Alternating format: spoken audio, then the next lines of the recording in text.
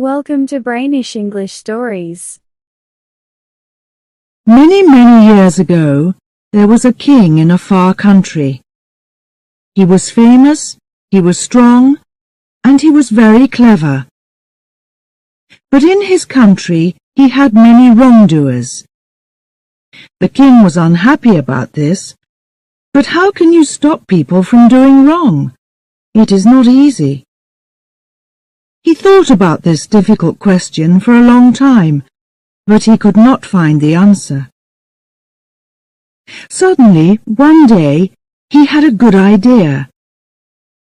He spoke to his people and told them to build a big stadium in the center of the city.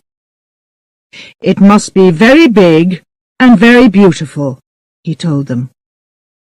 So the people worked hard for many months. One day the building was finished. The stadium was ready. Inside it, there were places for 5,000 people. Everyone was very excited about this beautiful new building. Some wanted to watch games in the stadium. Others wanted to have dancing and singing. But what did the king want? No one knew. The day of the opening came. Everyone ran to the stadium to get a place inside. The people got more excited when the king arrived. They were all quiet, waiting. First he took his place. Then he stood up and spoke. "My people, my friends," he said. "Firstly, I want to thank all the workers for their good work. We now have a beautiful stadium, and it is very well built. Secondly, I know that many of you want to see games and dancing here, but this stadium is going to be different. It is not going to be a place for having a good time.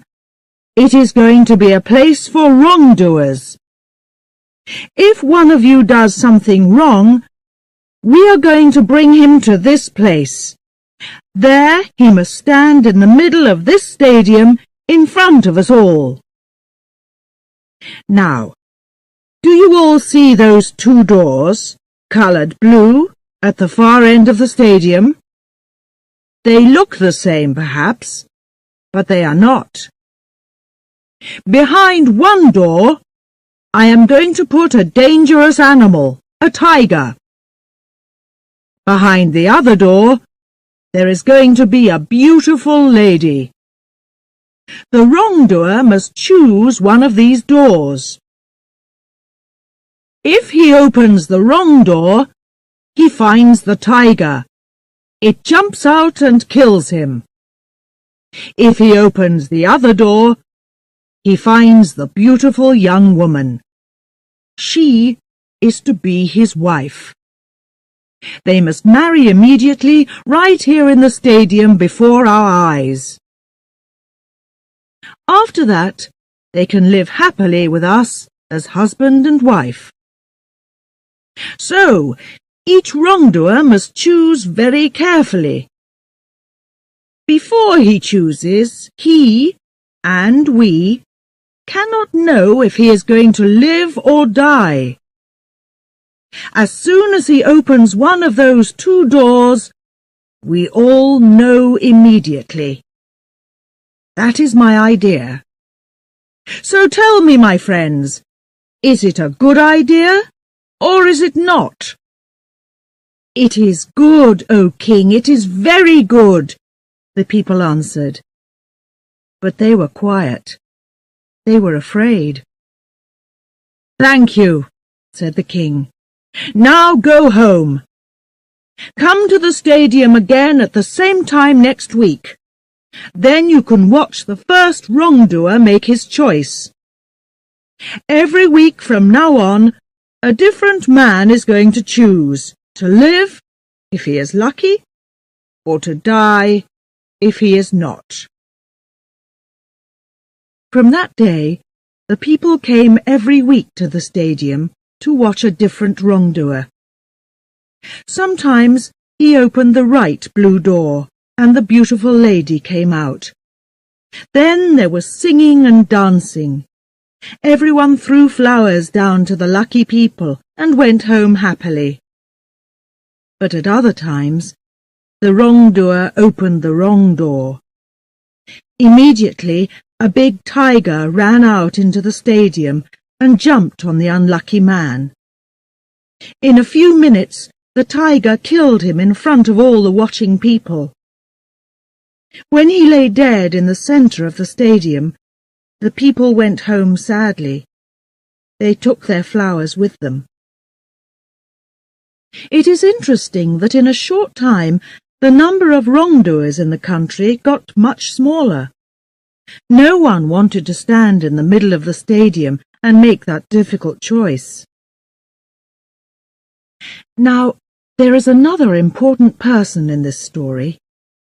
The king had only one child, a daughter. She was very beautiful. She had green eyes and long red hair, and she moved as quickly as a cat. She too was strong and clever, as strong and clever as her father. She did not smile often, but when she smiled, people were happy.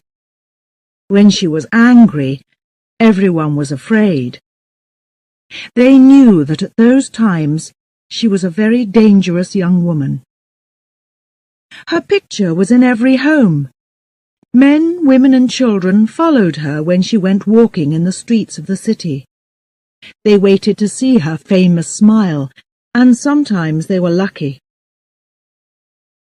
One day, she was out walking in a city park when she saw a young man. He was a gardener, and the park was where he worked. He was very good-looking. He was tall and strong. He had dark, blue-black hair and a dark moustache. When he laughed, you could see his beautiful white teeth. The king's daughter stopped and looked at him closely. She thought that he was the most beautiful man in the world. She began to talk with him and liked him more and more. The young man could not understand. Why did the king's daughter want to talk to him? He was not important. He was only the king's gardener. But he could not take his eyes off her. As soon as he looked into her big green eyes and saw her smile, he was in love. But he knew that this love was very dangerous. He was not a rich man, not from a rich family. He could never marry the daughter of the king. But the two young lovers knew that they must meet again. They started to meet every day, at times when no one could see them. Every day their love was stronger and stronger. They were very happy. Then, one day, the king found them together, there in the city gardens. His daughter was in the young man's arms. The king was very, very angry. He called his men. Immediately they took the young man away and shut him in a dark, dirty room. They gave him only bread and water to eat. Now the king's daughter could not see her lover any more. The young man lay in the dark. He knew that he was a wrongdoer and in much danger from the king. Now we know that the king's daughter was a strong young woman and that she was very clever. When her father's men took her lover away, she too saw the danger immediately. She knew very well what was going to happen next. So early in the morning, she went to the stadium. No one saw her go. She spoke to the workers there and gave them some money. "Which room is the tiger in?" she asked. They told her. "And which girl is going to be behind the other door?" The workers did not want to answer. They were afraid. "I must know," said the king's daughter. "Who is she?" "She is the daughter of your father's driver," the workers answered. The king's daughter knew her well, a young and beautiful girl with rich brown hair. But the king's daughter did not like her. She began to think hard. "If my lover chooses the wrong door, he dies. But if he chooses the right door, he marries this cheap little thing, this driver's child, and I lose him to her. So I too must choose." That afternoon, the king called all his people back to the stadium again. His men brought the young man from the dark room. There he stood, in the middle of the stadium, tired, hungry, and afraid. The king sat in his place above the people, and his daughter sat next to him. She did not move. Her face showed nothing. Then the king stood and spoke to his people. "You all know this gardener, my friends, and you know why he is here. He was the lover of my daughter. For many weeks I did not know that, but I know it now. What happens to a wrongdoer in our country? That too we know. He must choose the lady or the tiger. If he opens the wrong door, he must fight the tiger. If he opens the right door, he must marry the lady. So now, choose, young man. Choose very carefully if you want to live and not die." The young man stood quietly and listened to the king's words. But his eyes were not on the king. They were on the face of the king's daughter. She had no smile for him today. But he looked at her eyes. Her eyes told him something. She looked down quickly at her hand. Then she looked up again. He saw her smallest finger move a little to the left. And immediately he knew. The door to open was the door on the left.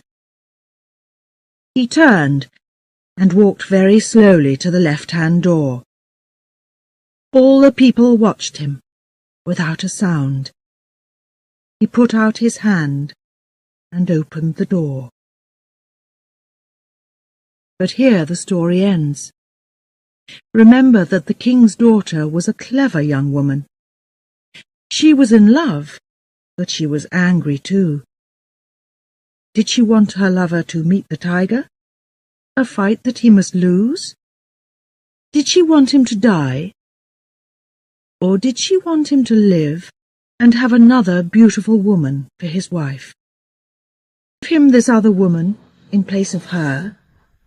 We do not know what ideas were at work inside her beautiful head. Tell me, what do you think? Which did she choose? What was behind that door? The lady or the tiger?